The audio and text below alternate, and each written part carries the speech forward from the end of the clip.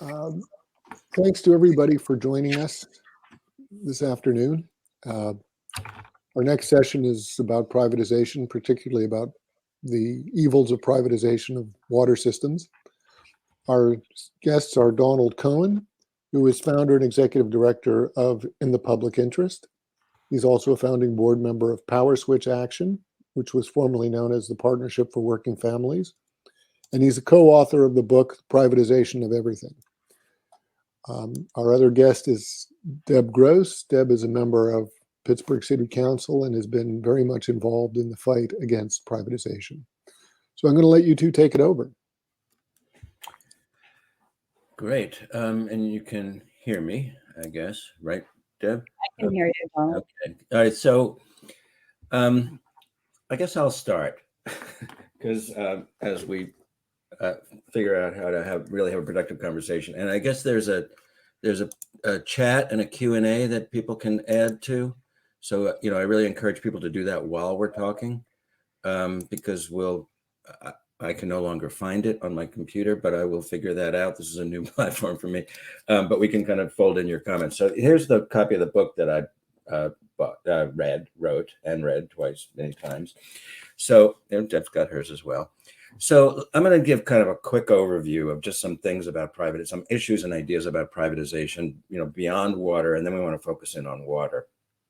And in particular, Pennsylvania is a really important state for to fight water privatization because Aqua, I think primarily Aqua, Pennsylvania is the targeting systems all over the state. So a few things I want to tell you. So really what privatization is all about is about power. It's about power over the things that matter to us all, right? Public things, public goods, water, health, the environment, education. You can kind of go down the list, parks, libraries. There's kind of the things that we all need, health, and that we all need everyone to have, and we need everyone to have. It's not just that we need it, we need everyone to be healthy. Not just we need to have our health care. We need everyone to have health care because it helps us all. So I'm going to tell you two quick stories and then illustrations, and then I'll mention a few things. So Chicago, I like to tell this story. I don't think Pittsburgh, Harrisburg, I think, thought about this. Privatizing their parking meters. The exact same company made the exact same attempt in Pittsburgh. That's right. I remember that. I spoke with your former mayor about that. So what happened was, and so maybe you all know this because in 2008, worst of the recession, cities bleeding red ink, and bad times. The mayor announced at the time, Daily announced a proposal on a Friday to basically sell the city's parking meters for 75 years. So technically a lease, but 75 years is a sale to a consortium. A private consortium, including Morgan Stanley from Wall Street Investment Fund, a national, or what's referred to as a sovereign wealth fund from a country in the Middle East, and a national parking company, LAZ Parking. And they said they'd give the city $1.1 billion up front in exchange for 75 years of parking revenues and control of the system. Vote on Tuesday. So obviously no scrutiny. Desperate government are privatizers, best friend. And best, they see that as an opportunity when local and state governments are in fiscal distress. So after the fact, incredibly dumb, stupid way to borrow money on your future parking meter revenues. Just couldn't be stupider. Until 2083, we're talking about. Rates went up, as expected, all of the above. But here's the real problem. When the city wants to eliminate parking spots for rapid transit, for bus rapid transit, dedicated bus lanes or dedicated bike lanes, or pedestrian malls to change land use patterns and housing and deal with the fundamental issues that cities deal with: land use, housing, transportation, climate, air quality, and all of that. If they want to do that, they have to buy the spots back. Okay, so what does that mean? It means in many cases they don't do it, right? Because it's costly. Because so they're the elected leaders, Deb counterparts in Chicago, their hands are tied, right? Their hands are tied because they've committed to keep the the revenue. They've guaranteed revenue and guaranteed control over the parking meters for 75 years. So, I mean, so really, that's why I say privatization at its core is an assault on democracy, our stuff. They get control of our stuff.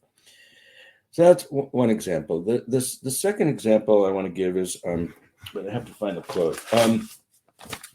They hear what you hear, all is, well, the market is, creates discipline and businesses are more efficient. So, and government's wasteful. So we should just hand it to the market and to private businesses. So there's a problem with that.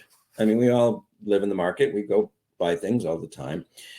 But so all of the data that we all use all the time to look up the weather, on our phones, weather apps, or on the TV, or in Google, or what have you, all that data is public data that's collected by the National Weather Service. And, so we pay for it. It's all public data, and it's made available freely. Then there are companies, all of our apps are done by private companies, and on TV and all the above. The private companies that package that data and add extra services and do different things. Some of them are, just bells and whistles and better graphics, and some, may be useful. So, what was I going to say? The AccuWeather is the main company that is one of the largest companies that does this. Trump, unfortunately, unsuccessfully nominated the CEO of AccuWeather to be the head of the Weather Service, but that didn't happen. So AccuWeather provided their services to Union Pacific, the rail company, the cargo rail company. So this is what happened in in Oklahoma when there was a tornado. So the Union Pacific had a contract, used their AccuWeather services. And here's what the CEO said after the tornado. So I think this sort of explains, gives some good insight. He says, 2 trains stopped 2 miles apart. They watched the tornado go between them because they had, AccuWeather had warned them that it was coming. So it was a good thing, right? Then he goes on. He says, unfortunately, it went into a town that didn't have our service, and a couple of dozen people were killed. But the railroad did not lose anything. Okay. I mean, I tell that story because it's horrifying, but it's also because what it illustrates is that that's how markets work. Markets serve those that can pay for their services. Markets exclude the rest, right? So that's really important. When they say the market should have it, well, the markets exclude fundamentally, right? They sell to people with, they sell things, but people with money. And then the last real quick example, because these are all, I think, will relate to water when we get into it. Medicaid was privatized in Iowa and Kansas a bunch of years ago. And, remember, and it's 3 private, national, healthcare insurance companies, big companies, got the contracts. And there's a story, and you can read it in the book. But so just remember, first thing, the executives of those companies make a lot of money, the top executives. I don't have the numbers, in front of me, but so that money goes. There's returns to investors and dividends and profits, right? That money goes. There's debt service, right? Because these companies buy up other companies. That's what companies do. They're always, they're in debt because of mergers and acquisitions. So and then there's been money on politics, right? Lobbying and, the other things, right? All of that money leaves the service, leaves the provision of healthcare. That's off the top. Now, they said they were going to do it cheaper. That was one of their sales jobs, right? That was when they advocated for it. So if they're going to do it cheaper, there's a simple question. What are you going to spend less on? And there in healthcare, there's a real simple answer. Healthcare. Denials went up. It was harder to do appeals. They gave out less healthcare. So when you outsource something, when you privatize something to a private company, that's set, and they all say we'll do it cheaper, better, faster. There's money they're not going to spend on something. And when they say we're more efficient, we just urge you to ask one simple question. Okay, you're going to do it cheaper. Tell us exactly what you're going to spend less money on. Because it's a finite list of things: wages of workers, the numbers of workers, the quality of the equipment, how you upkeep, maintain it, and all of that. So I just make a few points about water, and then I'll hand it to Deb to talk about, because really the issue I think is important for Pennsylvanians to understand, and we can ask questions and all that, is how to fight it. I mentioned before we started, I'm going to, I live in California. I live in Los Angeles. I'm flying to Philadelphia on Monday to work with folks from Chester, Pennsylvania, who are fighting Aqua Pennsylvania, and have been for several years, in a hostile takeover. They want their water system. So with respect to water, the first issue of, Chicago, right? These have revenue, water deals have revenue agreements in them, right? And revenue commitments, guarantees in them, right? They will commit. Now, and they say, there's fixed costs, and if consumption goes down and people conserve, we still have to maintain the system. There's some truth to that, but remember, off the top, they have to take profits out, right? So that's the first thing.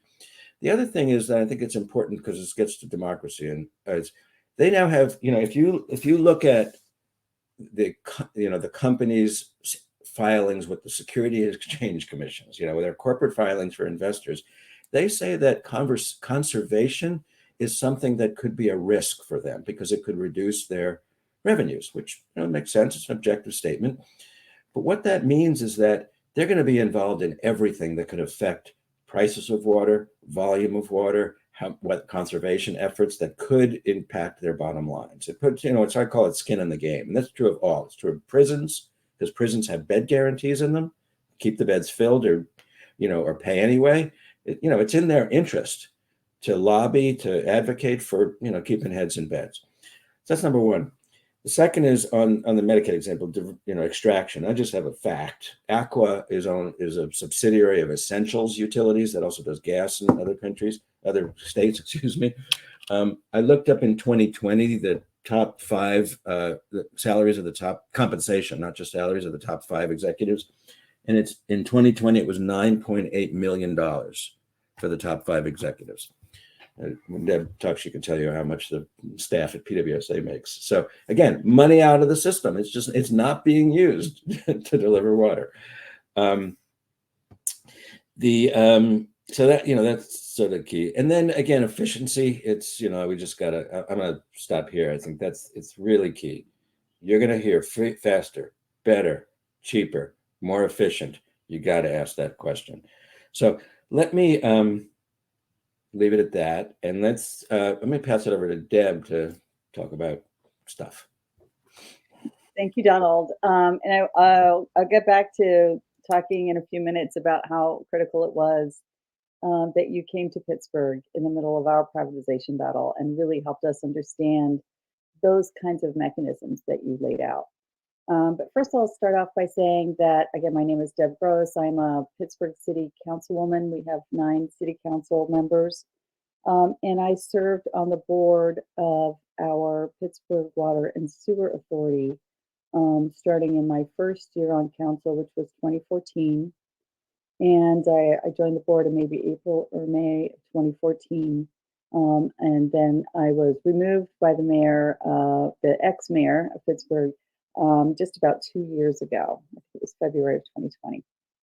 So I lived through, firstly, the occupation of our water authority under a lease to the largest water company on the planet, Veolia Corporation. I lived through their debacle of their lease on our water authority and how badly they managed things. Then we ended up with a dysfunctional billing system, failing infrastructure, threatening the core functioning of the water to 2/3 of our constituents in the city, and then a public health crisis in lead contamination. I was on the board of PwSA that fired Veolia and sued Veolia. They, being the biggest water corporation on the planet, dramatically outgunned us, and we were settled quickly. And we have rebuilt that water system. But in the meanwhile, there was a hostile takeover attempt by our local gas supplier, right? The people I pay a check to here at my house for natural gas service, People's Gas. And so lucky maybe for us, not really lucky for our public health or our public purse or um, the impacts on our citizens, that we had lived through basically a de facto privatization with Veolia water.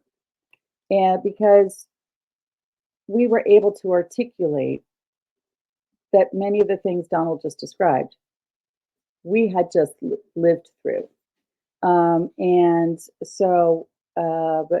there were many people who believed the better, quicker, faster narrative, and who were convinced that PWSA's woes were because it was a government agency, and not that we had been effectively leasing out operations to a private corporation.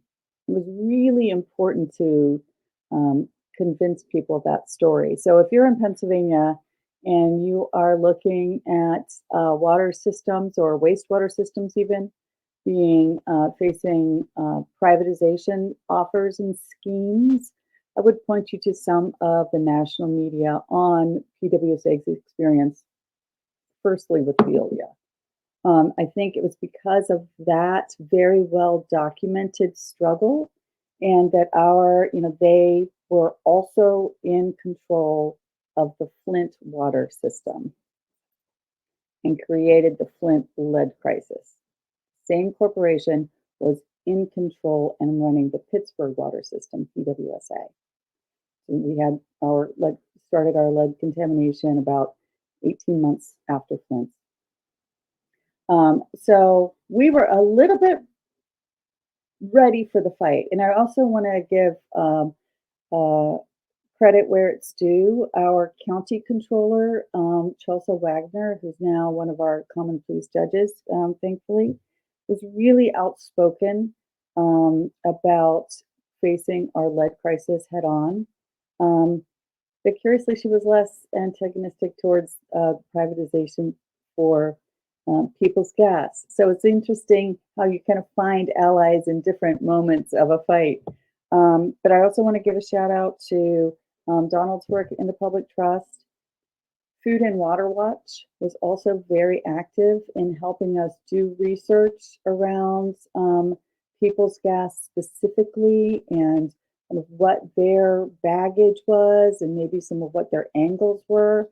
And then we had a local nonprofit partner that was very progressive cause of uniting religious leadership, labor leadership, and environmental leadership. And it's called Pittsburgh United. And some of the areas in Pennsylvania also have some of those coalitions. Those really, really important partnerships. I felt at some points that I was on the phone with some of the activists and researchers every day during those years. So I encourage somebody to reach out. But let me get back to the title of, apologize for background noise, the title of the session, which is Carbon and Water, right? And one of the points I think that is maybe particular to Pennsylvania, maybe not, is that so many of our cities and small towns are very old, right? And so we are all legacy cities and towns and boroughs, and we have infrastructure under our streets that is 100 years old and needs to be replaced. Most of us also, unlike some parts of the city, all have natural gas under our streets, right? And so those companies are looking at replacement costs right now. They know they need to dig up our streets. Can you still hear me with the cacophony that's going on? Am I coming through? Yeah. I apologize. I live in an urban neighborhood with lots of neighbors, and my dogs don't like that. So they have to replace those pipes. So I can tell you, like right outside the window to my left here, People's Gas came by about 4 or 5 years ago and carved up our street, took out their old pipes, put in their new pipes, replumbed it to everybody's house, and then repaved the street. When you do that, about half the cost, let's say it's $1 million project, about half the cost is digging up the street and putting it back again. I don't know that most people know that. Well, guess what's happening out here now, 4 years later? our water system is digging up a street and replacing its water pipe. It'll be basically about the same cost. So these gas companies know this, and they are consolidating. And so specifically, when People's Gas failed at their attempt to buy out on a hostile takeover of PWSA, they themselves got bought out by Aqua America, which is, I think Donald was looking up the parent company, and they basically needed bailed out themselves, People's Gas did.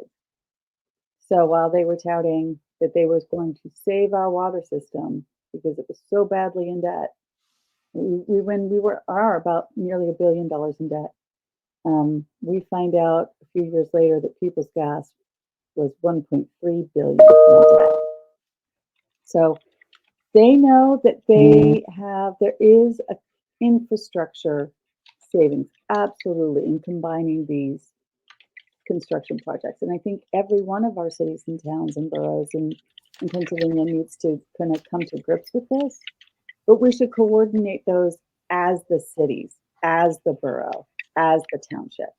So what we need is to be able to force our private utilities to coordinate with our public ones and penalize them when they do not. Because we really are paying for it twice. I am paying for it on my gas bill, and I'm paying for it on my water bill.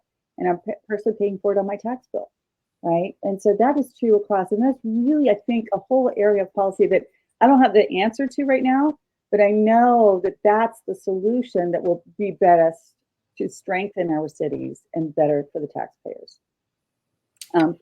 So I think all of us as Pennsylvanians should really be paying attention to who are these private water corporations, who are these private gas corporations, where are the ownership overlaps, and how we, instead of letting them extract our tax dollars to their shareholders, we instead bring their feet to the fire and hold them accountable to our constituents. And I think that's the part that we statewide can continue to share information, and we should be tracking them across their actions from one town or one county to the next, so that we can figure out how to hold them accountable to all of this.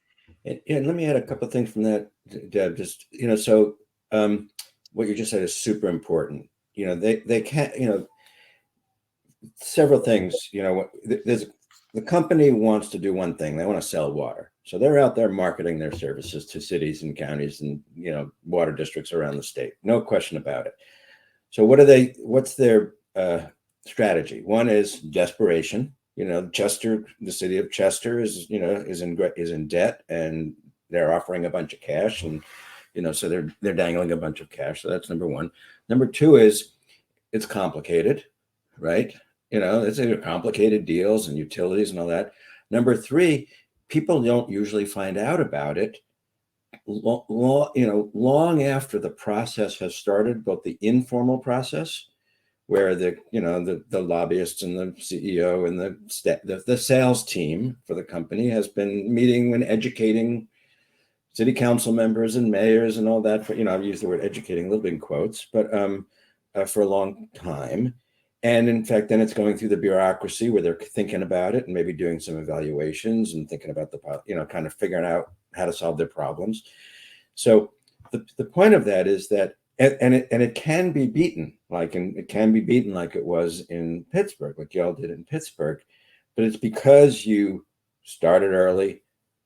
The folks from Pittsburgh United outside and you on the inside were watching it closely. We're asking the hard questions. So what's going to happen to our water? What's going to happen? How much is it going to cost? What about this? What about the coordination between sewer and, between drinking water and sewer? It's super important for anybody involved in Pennsylvania is to ear to the ground, pay attention, get involved early, right? And then once you're involved, there are plenty of ways to, and you could go to our website in the public interest. You can go to Pittsburgh United if you're in the Pittsburgh area, or any other, to help strategically figure out how to stop these projects and these proposals before they happen, right? Because usually, you know, we get called around the country. Yeah, the people are. That's true. To have what's his name? Gilman. Is that what it was? It was Kevin Acklin was the chief of staff before Gilman, and he Right. led the public conversation saying that basically PwC needed to be privatized. It was a blue ribbon panel. I'll call it red carpet to privatization panel. Yeah. And then he immediately left the city of Pittsburgh and went to People's Gas. Yeah. And then Okay. that's really after. Probably got a raise. You probably got a raise, I'm sure. So that's one thing, really being involved early, reach out. The second thing I wanted to mention about this cheaper, better is the issues of debt, right? This gets to this little bit of this DBFOM that we were talking about earlier. So here's what they say. No, you know, you have a massive infrastructure deficit. You know, you got to fix 100-year-old pipes under the house, you know, under your homes. It's going to cost a ton of money. So the sales folks say, well, you know, the city doesn't have that money and we have it. There's plenty of money, investor money sitting on the sidelines waiting to, you know, ready to invest in your city. But so here's the problem with, and what they always say is, and no new taxes, right? You know, that's because that's part of the sales, right? To sell it politically. But here's the basic fact. Things cost money. They have to be paid for. There's only one place to get that money, and that's us, taxes, tolls, and fees. So, and here's what I often say is the borrowing the money to fix it, because we have to, need a lot of upfront cash. That's the easy part. The hard part's paying it back. And there's only one source of that. So, and because things cost money, rates have to go up. Now, I mean, this it's real simple math, and maybe rates needed to go up in Pittsburgh, say, maybe they have to go up to pay for it, but there's no reason they have to go up an additional amount to pay $10 million to Aqua's CEO, executives. I would like to emphasize that. I mentioned that you came to town in the middle of our conversation, and I would encourage other people to do that as well. We had a post agenda on privatization, and Donald was thankfully came. We also had Councilman Bill Henry, who's now Controller Bill Henry in Baltimore, and he led their fight to enshrine in their charter in Baltimore that their water system would stay public. And that was, I think, a really interesting way to do it that all of us should explore. We haven't done that in Pittsburgh, but I would love to have done it. So there's that. And then also this idea that we have to look at and educate our citizens on the fact that I think, Donald, the way you said it in our post agenda is that, when you have partnerships or you're hiring private corporations to either design something or to build something, it's a relatively safe arrangement. When you start to get into financing something, and certainly when you've crossed over into the danger zone, is when you're working with a corporation to operate and maintain your parking garage or your water system, because that is de facto privatization. They are in control of your stuff. And now they've got the cards and you don't, right? They've got the power. And like I said, we unfortunately, before my term at the city and at the Water Authority, the city had leased out control of the Water Authority to a large corporation, to Veolia Corporation. It was exactly that. It was an operate and maintain lease. Luckily, we were able to terminate it, but they were getting 20% of every spread that they would claim was savings. So they did exactly what you described, right? They didn't do any repairs and maintenance. They never fixed things because that costs money. And so they didn't do it. And so that was cost savings, right? And so they decimated the organizational capacity. They fired people, they downsized, they had entirely their own direct employees at all of the top positions as part of their contract, part of their lease. They used cheaper chemicals that caused our lead contamination, right? They switched from caustic soda to soda ash. I forget which one. I think that's the way they went. And so that our alkalinity changed, just like in Flint, they did switch to the Flint River, and the alkalinity caused the lead problems and contamination and poisonings there. They fired most of the people in our in-house water quality department, where now we test the water quality every day. They had fired those people. There was nobody there, right? And so they completely decimated and screwed up and did bad things badly when replacing the billing systems, replacing water meters, trying to go digital and get databases. We lost millions of dollars after they're done trying to unbug and fix everything because they had done it so badly. And so they really left us in a weaker organizationally. They left us weaker infrastructure. We had so many water main breaks. We had so much collapsing infrastructure that we're finally getting ahead of, just years after getting rid of them. And they had screwed up our revenue by screwing up the billing system, but they made off in millions. And it left us with the collapsing infrastructure that was ready, sitting there, vulnerable for someone else to make a play for. So it was a bit of a double. It was a when you say that's a great articulation of that story. So when you say that, you hear like, but then they'll say, but then look at all these local municipalities that are messing it up too, right? And so, and here's the point. The point is why are they cutting those corners? Why are they cutting those costs? And who are they accountable to? If you're a public corporation, let's just leave it at that. And you're regulated. You have the shareholders want to know what's going on. You have disclosure. Those are their masters. Those come first, right? Now, do they want to deliver bad service? It's probably not, but it's irrelevant, right? Because it's like who's in control. First, they got to meet their needs, the needs of the shareholders. That's their legal fiduciary obligation as a corporation. It's not right. It's not wrong. It's just the way it works. And so that's the problem when you take over public stuff. Our things is somebody else's comes first. You were telling me this morning, Deb, about some of the fracking companies.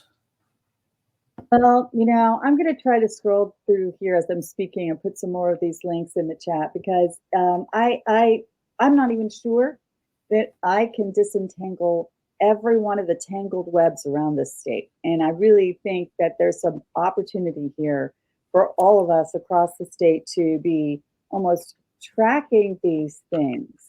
Maybe we should invent an app for it or something like sightings and, sleuthing and putting, we need to make a virtual wall of, index cards with all the threads tied to do it like we do in, any kind of investigation.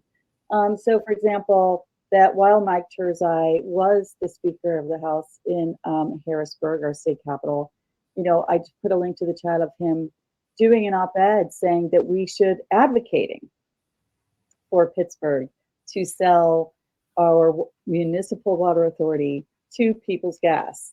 And so I would love to look up the date of this and then look back and find the date that he left his state house seat and went to People's Gas to be their counsel and lobbyist, right? Again, on the heels of the city of Pittsburgh's chief of staff having been at People's Gas and then him leaving People's Gas and then the state house leader leaves his state house seat and goes to People's Gas, right?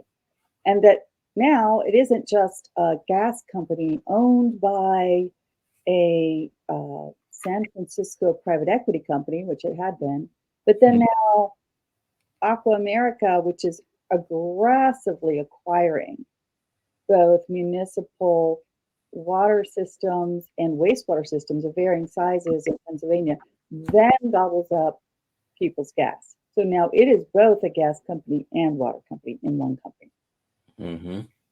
And then they are looking basically for a market for gas as well. And so I'm really, really worried about that. And so in the production of gas in Pennsylvania, which again, other states may not be gas producers, but we are, and we have the burden of fracking here.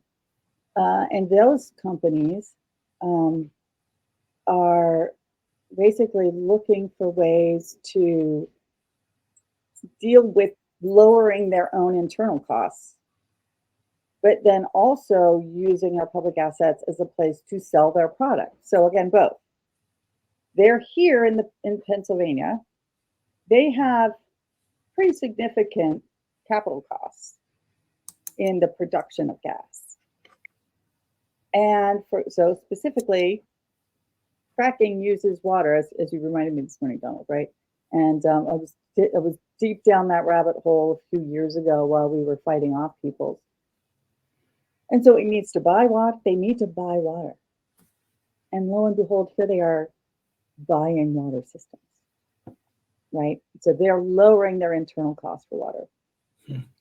The injection wells go in to, fracture the bedrock, and then that wastewater comes back up and has to be disposed. And that's where we see, luckily in other states, but unfortunately for Ohio, earthquakes from the number of injection wells that they're using. So they're trucking this water out. I've seen Halliburton trucks loaded with fracking water, not far from where Richie is in Ligonier. They truck them places where they're allowed to inject them. But they try to dispose of fracking waste anywhere they can that is cheaper than that. So we have seen contamination at our landfills. We've seen contaminated radioactive runoff, leachate, I think is the technical word, where they were disposing solids at some of our municipal landfills. I think in Westmoreland County, State Representative Sarah Innamorato has highlighted this one. And when the rain, kind of runs off of those sites, radioactive fluids were going into Monongahela River. They will also try to, they pay smaller, cash poor sewer treatment plants to dispose of their waste. And we were fortunate to have partners that fought off a municipal wastewater takeover by, I don't believe it was Peoples, it was a different fracking company, and who tried to buy one upstream from our water intake, way up in the headwaters of the Allegheny River, because you can't filter out radioactivity. And so it's really something that I want everyone to kind of watch out for these maneuvers. Another one that's a real about water quality and protecting our environment, Donald, that a lot of people don't talk enough about is that they also sell the wastewater as salt solids. So they're using basically brines of secret formulas that the DEP should force them to reveal, but they don't. Right? And so they sell those salts as road salts. And they try to sell them to smaller municipalities and rural county roads especially. Wait, so they take the waste, they process wastewater and figure out how to get salt out of it and then sell it. It is a brine that they're using to fracture the bedrock. It Wow. comes back up, so they're trucking water off to injection wells. That's become problematic because of earthquakes and people becoming a little less open to that. And so they are also selling the brine and the salts for snow removal. Well, they know how to make everything. It's posting that's our environmental protection agency at the state has given approvals for this. I've got somewhere up here my deck. I kind of forgot about this topic, so I don't have it up at my fingertips. But there's research out of Duke University in North Carolina and other places that shows that, especially because of the radioactivity, it's a terrible, horrible, awful idea. Wow. Yeah. So yes, carbon and water do not mix. Well, wow, I'm learning a lot. This is great. So for people who I'm new to this platform, but if people who are listening in, if you could put either in the chat or the Q&A, whatever you have access to, what part of the state you live in, and if you're seeing any of this in your region, just everybody, you can just put in, if you're not, just at least put in what part of the state you're in. That would be helpful. Because I think, again, I don't know, I haven't studied Pennsylvania, but I know, Chester, Harrisburg, there was an attempt at Harrisburg a couple of years ago. I think they failed. I assume it was, Aqua as well. But there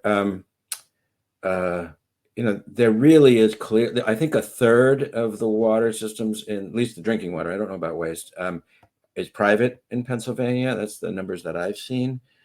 And which means there's 2/3 more, because really all they do is one thing. They want to, they want more contracts. That's kind of simple. And I try to be pretty objective about this. That's what businesses do. They want to sell more. Okay. But it's just not, but don't do it when you're going to, sell us more coffee, but don't sell us more. Don't take away our water. Right, exactly. So I like to say, even though it's important to highlight how badly the privatizing of parking garages went for Chicago, because we came really close here because we were on the verge of bankruptcy. And I want to give credit, those are council members before my time who came up with creative financing to pay some pension debt, was really what was sinking Pittsburgh. And it's still a big burden for us. We've come a long way. Some municipalities in some counties across the U.S., it's been, bad Wall Street debt. We have our fair share of that, but it was really our pension obligations because we have depopulated. So we're paying just as many pension bills with half as much taxpayers.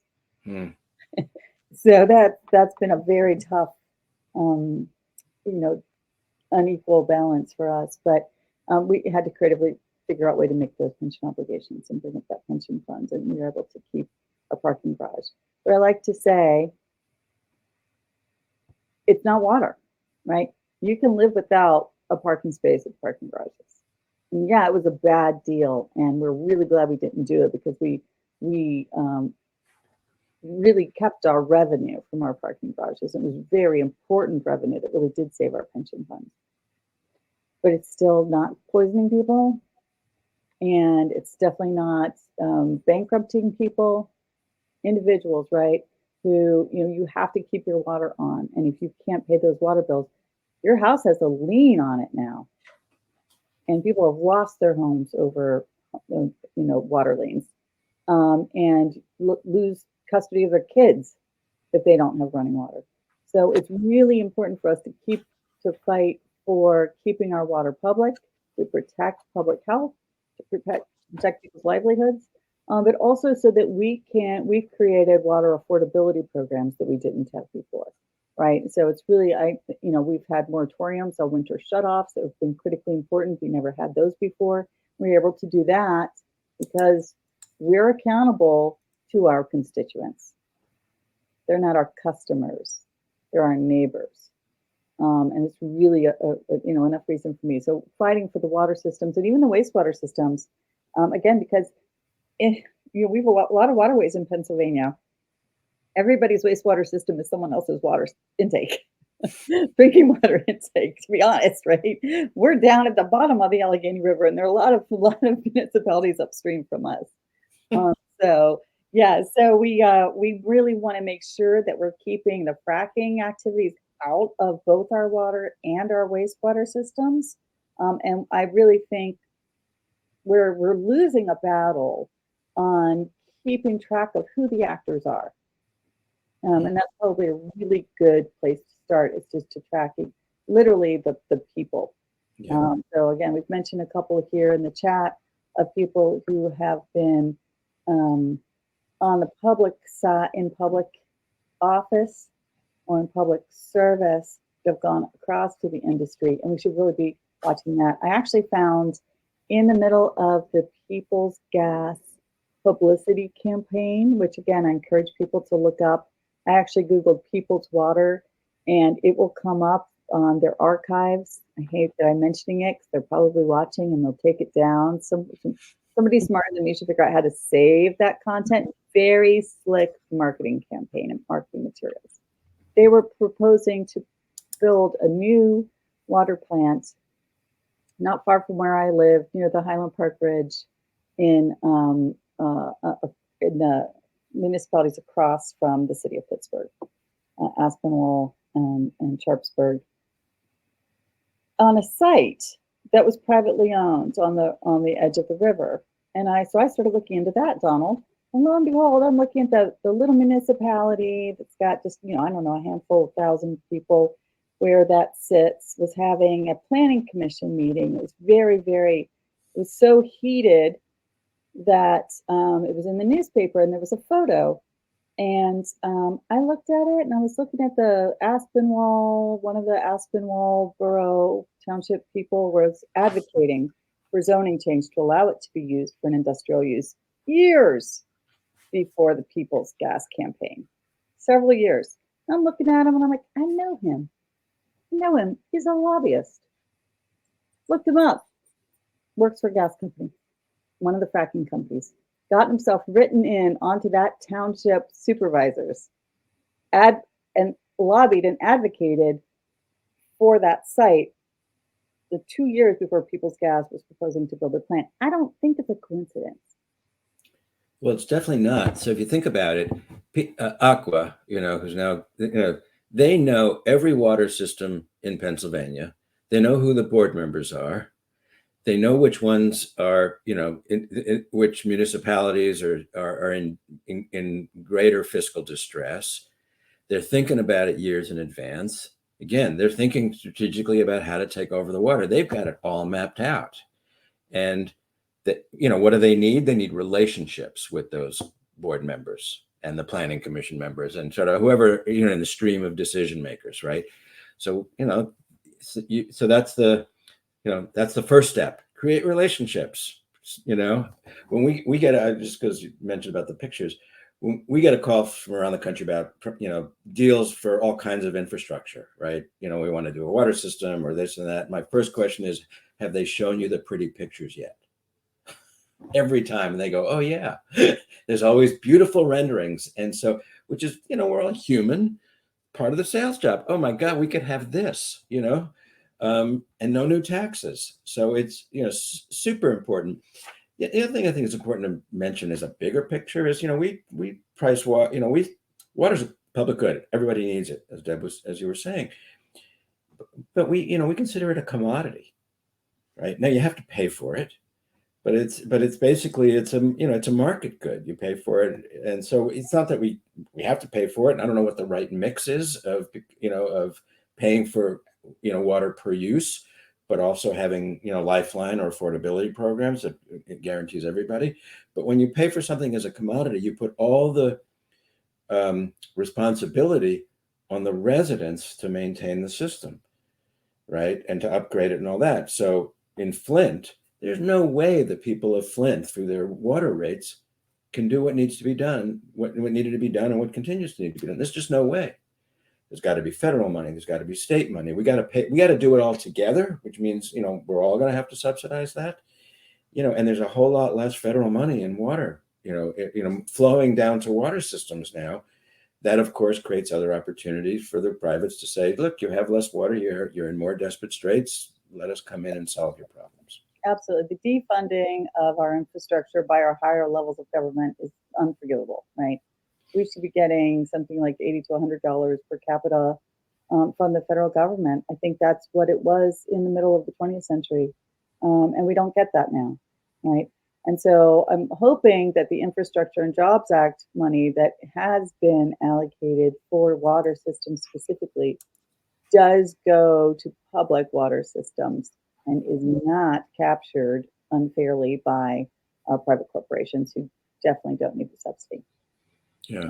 And the municipal systems do. So that's also something we should all really keep our eyes on and talk to our federal leadership about and make sure that those monies, like we saw with the Federal American Rescue Plan Act, that there was a specific carve-outs that went only to the local governments, right? And they weren't just topics that could be then grabbed by telecoms or grabbed by, big corporations like we're worried about now with broadband funding, right? Being grabbed by the big telecoms and not going to municipalities. And so similar, let's hope that our water, the money allocated for water infrastructure goes to public infrastructure, as it should, because it's public dollars. Yeah. And, you mentioned, the Veolia thing. I mean, there are lots of places around the country that are re-municipalized, taking it back in. Hard word to say every time I try. Atlanta did it. Y'all did it. I mean, it's happening around the country. Missoula did it. I mean, people realize it's, too. I've been following the European renationalization, which is easier to say. Yeah, good. Nationalization has bad implications in the context of the American politics. And they've also, they were even before us. Veolia is in fact a French company, and so some of the privatization schemes in Europe with rail, with water, with some bus systems are also being rolled back now that these countries have realized how badly they've been treated by the private corporations and the negative impacts on all of those services. Yeah. They're also renationalizing and remunicipalizing. Yeah. I'm just going to practice. Yeah. Richie, I don't know if there's, I'm not sure what the end time is. So maybe if you could help us figure that out. We are getting pretty close. The lieutenant governor candidates debate starts in 5 minutes. All right. So I don't see any questions. I do want to thank people who jumped in. Oh, I see someone new calling. Oh, a new one. Apologize. There's a little background noise here. Walter was saying they do put brine on paved roads as dust suppressant, fracking fluid, and radioactive materials also. I would love, we get a lot of background noise from you, I think. From me? Oh, from Richie. Yeah, from Richie. Yeah. Yeah. Thank you. And Michelle Green chimed in that she lives in Penn Hills. Hi, Michelle. That's right, one of our next door neighbors. And they had a fight to a few years back to stop fracking. Thank you. Again, that is directly upstream of our water intake. So they're just the next municipality upstream from us on the Allegheny River, and we definitely do not want to see any more fracking anywhere up or down the length of the Allegheny, where we could have contamination.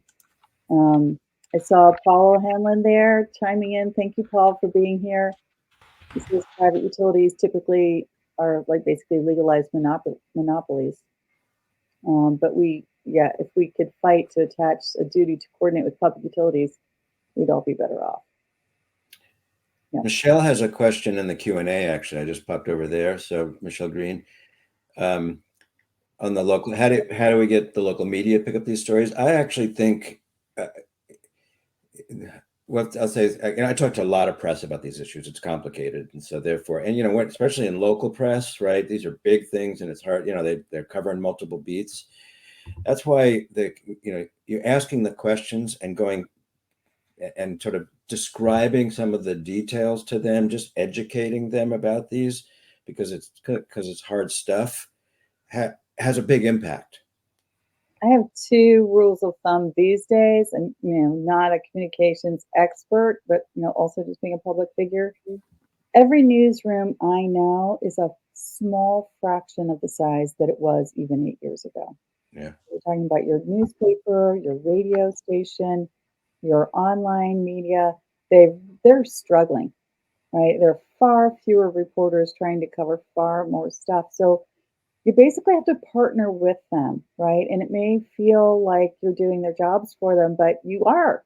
So, let's all do that. And we can share resources amongst ourselves.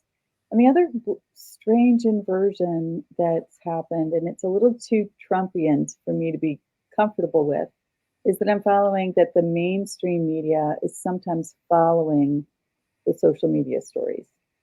And so if you use social media or if you don't, try getting used to it or partner with someone who does. and put those stories and the research that you're finding and what you're seeing out there on social media.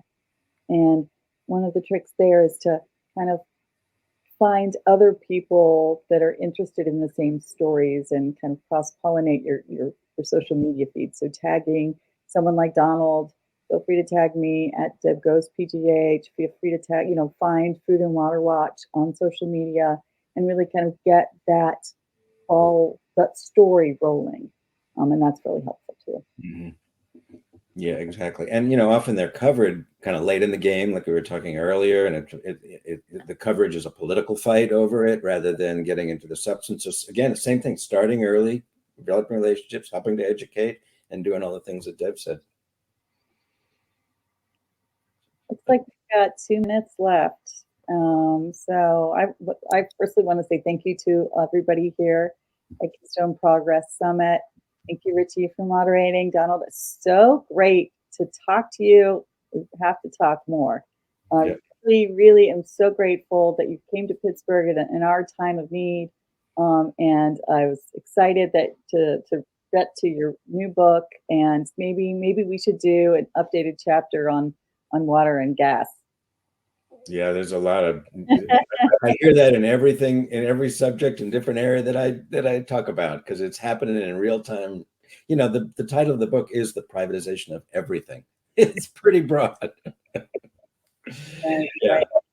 Yeah, well, I look forward to it. I'll come back. I was there 3 times during that whole process. The first Wow. time I met the bill with the mayor and you and others, and then for that meeting. And then I came back for another thing where I met with the chief of staff Gilman again, and I can't remember, it was Dan Gilman, I think it was. Yep. So, you got to, it's helpful to stay in touch, Anyway. I learned a lot, and it was incredibly helpful from your book, and from your book. Okay. All right. So I think we're supposed to close because Richie has nice. So thank you all. I put my email address in the chat. If there's something we can do to be helpful, just feel free to get in touch. All right. That's wonderful. Thank you all. Good to see you all. I don't know how to get out of here. How do I just close the browser. Okay. Thanks, Richie. Take care. Thanks very much for help. You have some, I can't make out because you're breaking up. So, but hey, I'm just going to pile off. Feel free to get in touch if I'm supposed to do anything.